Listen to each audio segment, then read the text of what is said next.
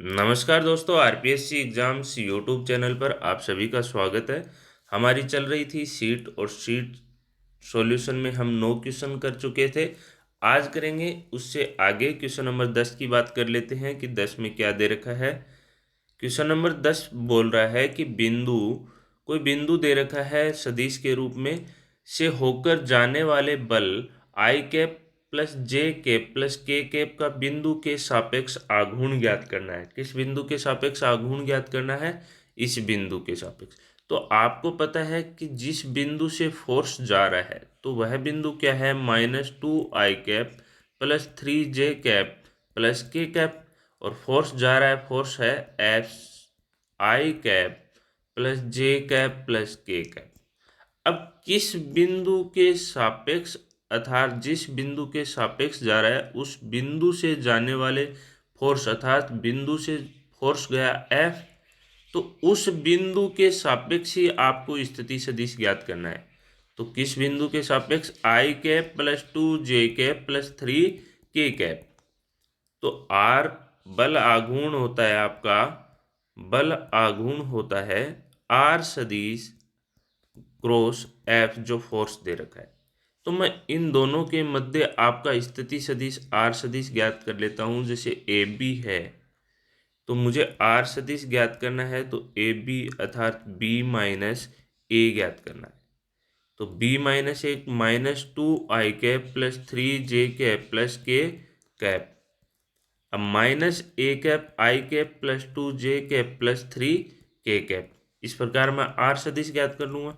तो -2 i minus तो 3 i cap plus 3 j minus के 2 j तो प्लस के j कैप और प्लस के कैप कैप और माइनस के 3 k कैप तो माइनस के 2 k कैप।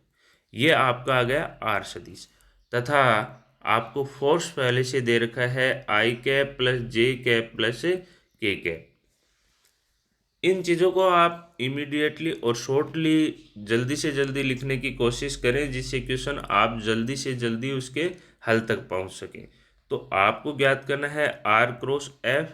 तो आर क्रॉस एफ ज्ञात करने के लिए आई जे और के कैप मान रख दीजिए -3 1 -2 1 1 और 1।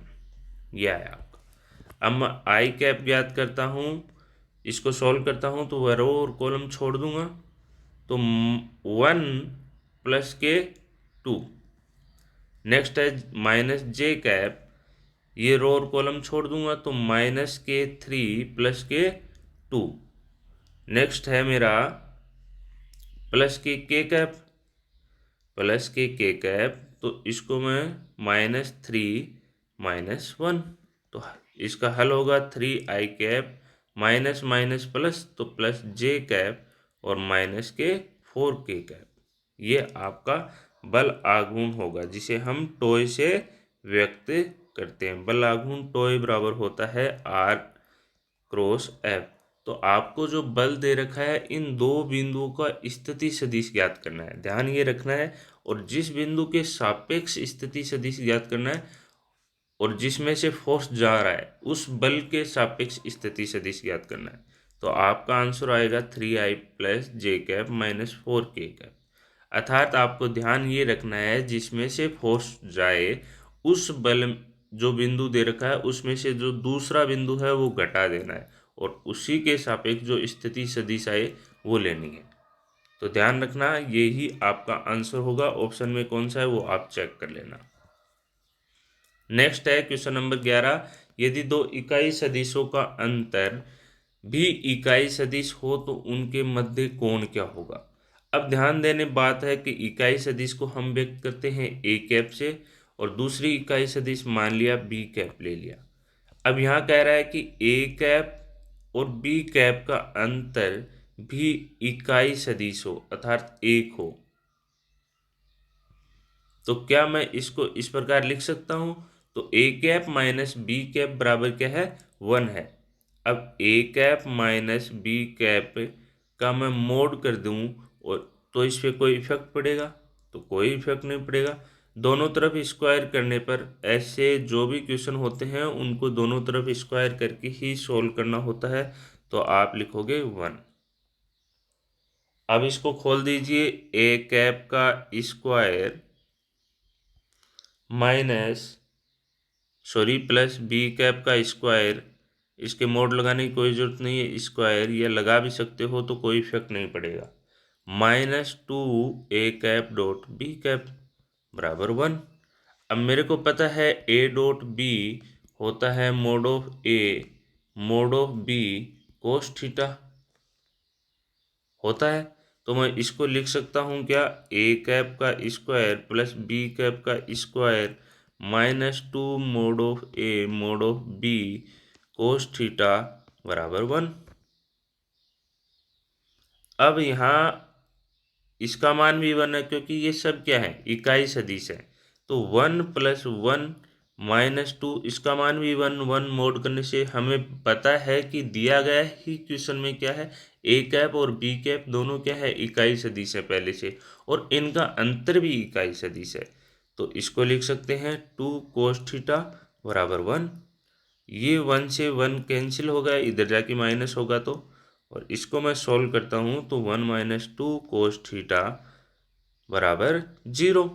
इधर लेके जाता हूँ तो 2 cos थीटा बराबर 1।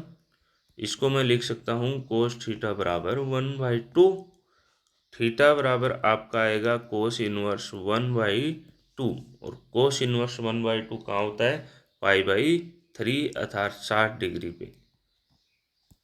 आपका आंसर आएगा बी। क्या आएगा, बी, π/3। तो ऐसे जो भी क्वेश्चन होते हैं उनको ध्यान में रखना, उनका ए कैप माइनस इकाई सदिश दे रखा है, पहली बात तो ये।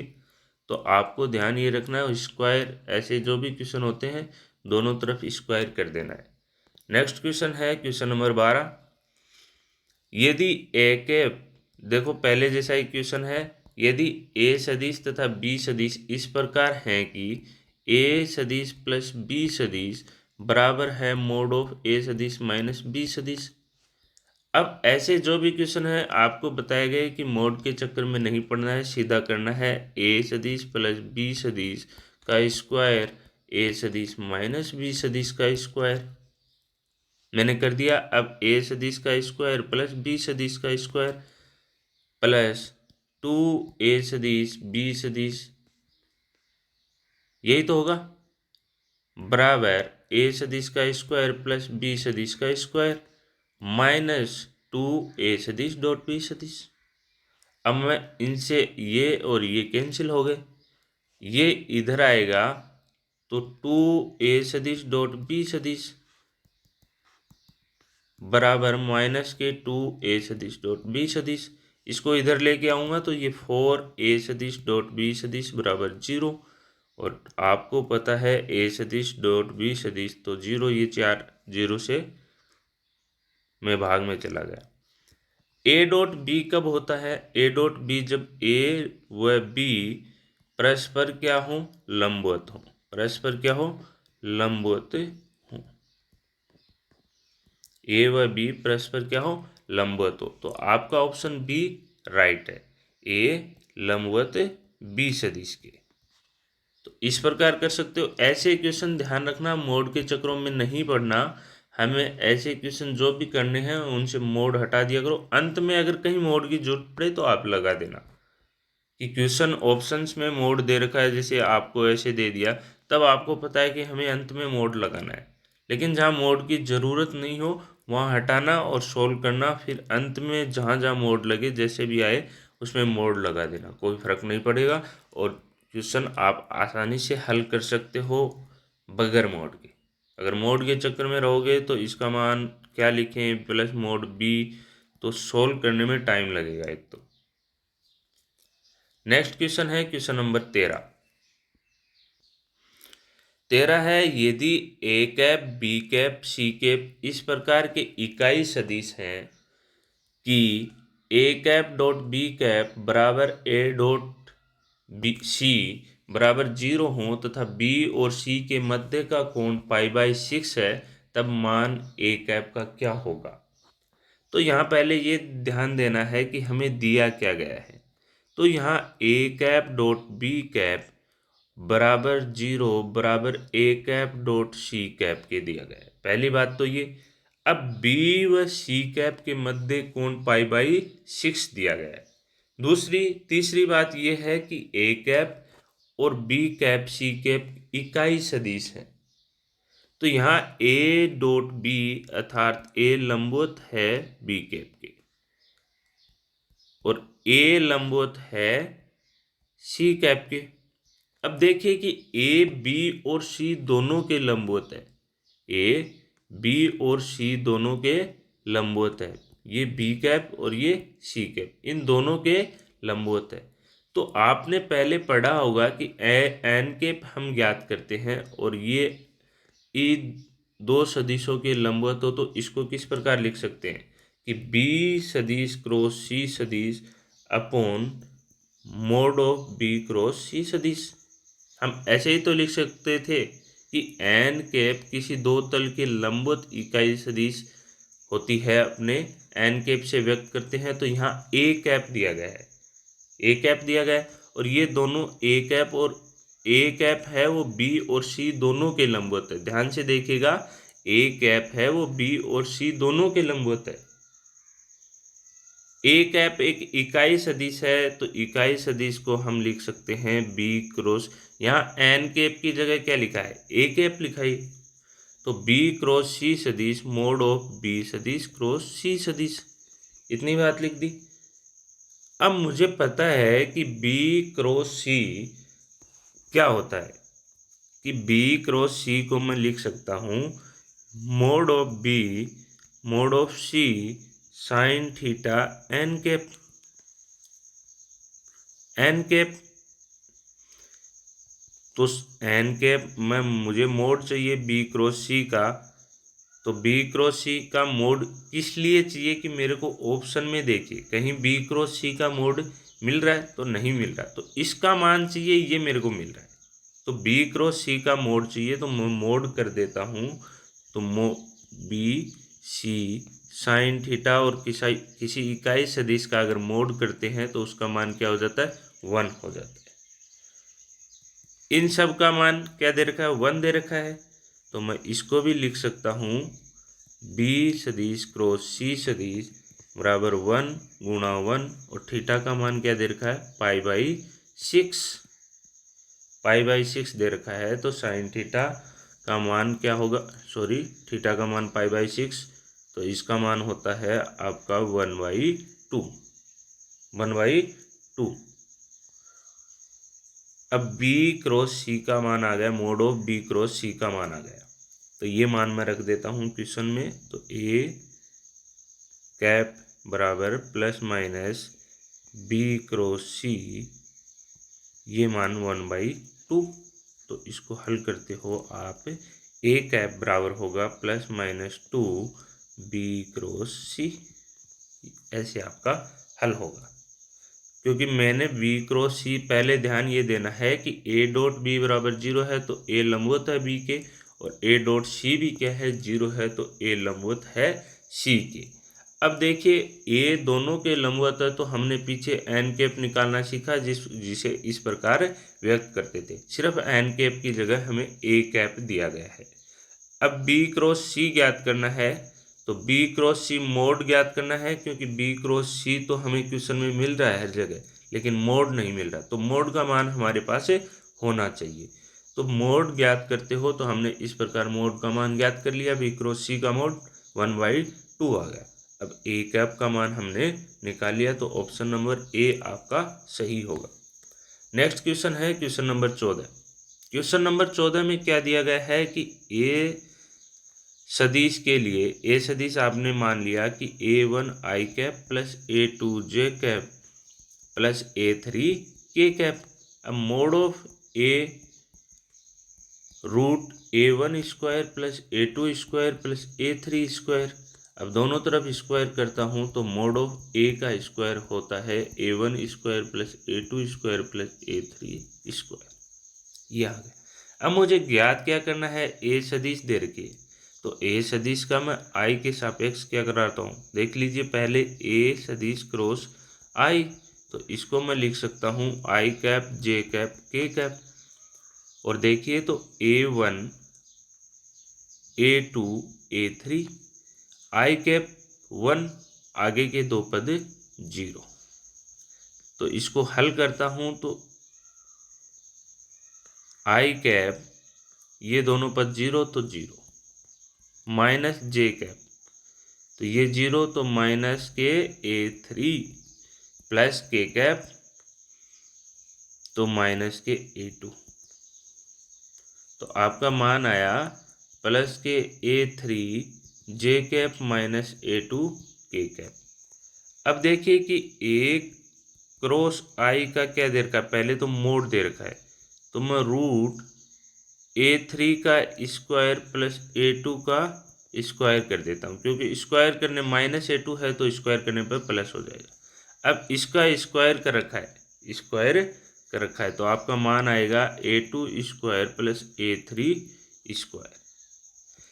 अब अगर A सदिश के साथ आई कैप गुणा में है, तब आपके मान आ रहे हैं जे कैप के गुणांक का स्क्वायर और के कैप के गुणांक का स्क्वायर, मतलब आई कैप का गुणांक है वो 0 हो रहा है।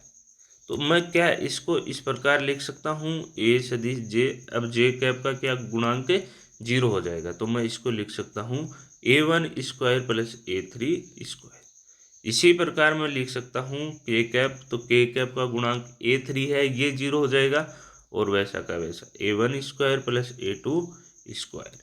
अब इन तीनों को मैं जोड़ देता हूँ क्योंकि मेरे को जोड़ना है, तो ए सदिश क्रॉस आई का मोड स्क्वायर प्लस ए सदिश क्रॉस जे कैप का मोड स्क्वायर प्लस ए सदिश क्रॉस के कैप का मोड स्क्वायर, तीनों को जोड़ दिया तो मेरा मान आया A2 square plus A3 square plus A1 square plus A3 square plus A1 square plus A2 square. दो दो के पेयर बन रहे हैं, तो 2A1 square plus A2 square plus A3 square, ये देखिए किसके बराबर है, मोड ऑफ ए स्क्वायर के। तो क्या मैं इसको लिख सकता हूँ ए सदिश का मोड स्क्वायर, तो आपका आंसर होगा ए, 2 mod of A square. Next है क्वेश्चन नंबर 15, उस समांतर चतुर्भुज का क्षेत्रफल ज्ञात कीजिए जिसकी आसन भुजाएं सदिशों आई cap plus 2 J cap plus 3 K cap तथा -3 आई कैप -2 जे कैप प्लस के कैप द्वारा निरूपित हैं। इसके द्वारा निरूपित है। अब आपको पता है कि समांतर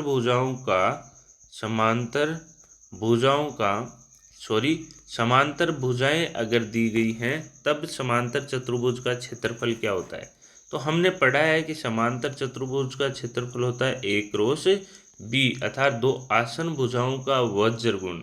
अगर यही समांतर चतुर्भुज का क्षेत्रफल ज्ञात करना हो और हमें आसन भुजाओं की जगह क्या दिए गए हो, विकर्ण, तो सेम एज इट इज जो आपका त्रिभुज का क्षेत्रफल होता है वही होता है।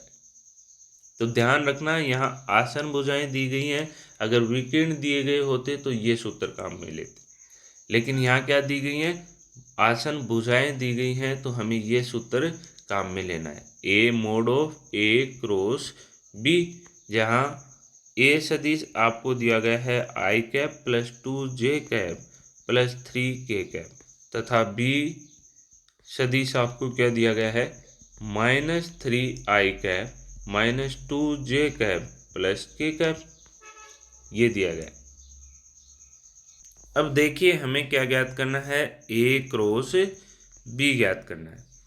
तो ए क्रॉस बी ज्ञात करने के लिए आई कैप जे कैप और के कैप ज्ञात को सारणी की सहायता से हल करते हैं, क्योंकि ए क्रॉस बी आपको पता होना चाहिए कि हमें सदिश के रूप में प्राप्त होता है, जबकि ए डॉट बी क्या है, अदिश के रूप में प्राप्त होता है। तो इसके साथ आई कैप जे कैप और के कैप हमें दिशा मिलती है। तो ए का मान रख देते हैं, ए सदिश का 1 2 3। दूसरी बात ये ध्यान रखना, सोल्व करते वक्त अगर कहीं मैं ये नहीं बोलता ए सदिश, तो इसका मतलब ए सदिश ही है। हर जगह बार बार सदिश डिनोट करना जरूरी नहीं है। तो बी का मान है -3 -2 1। इसको हल कर लीजिए, आई कैप 2 और ये आएगा आपका माइनस पहले से है और माइनस माइनस प्लस हो गया तो 6। नेक्स्ट है प्लस जे कैप, सॉरी माइनस जे कैप ये रो और कॉलम छोड़ देंगे तो 1 प्लस के 9 प्लस के कैप, ये रो और कॉलम छोड़ दीजिए, माइनस के 2 प्लस के 6। ये आया आपका उत्तर। अब देखिए इसको मैं हल करता हूँ। 8 आई कैप माइनस के 10 जे कैप प्लस 4 के कैप। यहाँ ज्ञात करना है ए क्रॉस बी का मोड। तो ए क्रॉस बी का मोड ज्ञात करते हो तो आपका रूट 8 का स्क्वायर प्लस माइनस 10 का स्क्वायर प्लस 4 का स्क्वायर, ये आपका आएगा 8 का स्क्वायर 64 प्लस 100 प्लस 16। तो आपका जो आता है 64 प्लस 100 प्लस 16 कितने होते हैं? 100 और 164, 164 में 6 जोड़ दिए 170, 180। अब ध्यान देना कि यहाँ आप इसका गुणनखंड करना 180, 2 90, 2 45 और 45 में 3 15, 3 और 5। तो क्या मैं इसको लिख सकता हूँ 180 को 2 गुणा 2 गुणा 3 गुणा 3 गुणा 5। अब ये दो पेयर बन रहे हैं तो बाहर आ जाएंगे, तो 2 गुणा 3 रूट 5। तो आपका आंसर आएगा 6 रूट 5, 6 रूट 5 इकाई। ये आपका आंसर होगा। नेक्स्ट क्वेश्चन में बात कर लेते हैं कि क्वेश्चन नंबर 16 है। 16 नंबर क्वेश्चन दे रखा है आपको, यदि a बराबर 2 और b बराबर 7 एवं a cross b 3i cap plus 2j cap plus 6k cap हो तो a कैप एवं b कैप के मध्य क्या ज्ञात करना है? कोण ज्ञात करना है। a कैप और b कैप के मध्य कोण ज्ञात करना है। अब आपको पहले पता होना चाहिए कि हमने कोण कौन कौन से सूत्रों से ज्ञात किए हैं, कोण किन किन सूत्रों से ज्ञात किए हैं। एक तो साइन थीटा का सूत्र लगता है, साइन थीटा बराबर होता है A cross B mod mod of A और मोड ऑफ बी। दूसरा होता है कोस थीटा का, तो ये होता है A dot B mod of A mod of B. तो यहाँ आपको ये पता है कि हमें क्या दिया गया है, ए क्रॉस बी। अब जो ए क्रॉस बी दे रखा है, ए क्रॉस बी वो दिया गया है, तो उसका हमें मोड ज्ञात करना है। तो ए क्रॉस बी का mode 3i cap plus 2j cap plus 6k cap ये दे रखा है, इसका मोड ज्ञात करना है। इसका मोड ज्ञात करोगे तो रूट 3 का स्क्वायर प्लस 2 का स्क्वायर प्लस 6 का स्क्वायर। तो आपका जो मान आएगा 9 प्लस 4 प्लस 36 अर्थात 7, 49 होंगे टोटल। 36 प्लस 4 40 और 9 49, तो 49 का रूट 7 होता है। अब देखिए ए का मान दे रखा है आपको 2, तो मोड ऑफ ए का मान 2 होगा, मोड ऑफ बी का मान भी 7 होगा। ये मोड ऑफ ए और मोड ऑफ बी पहले से दे रखे हैं।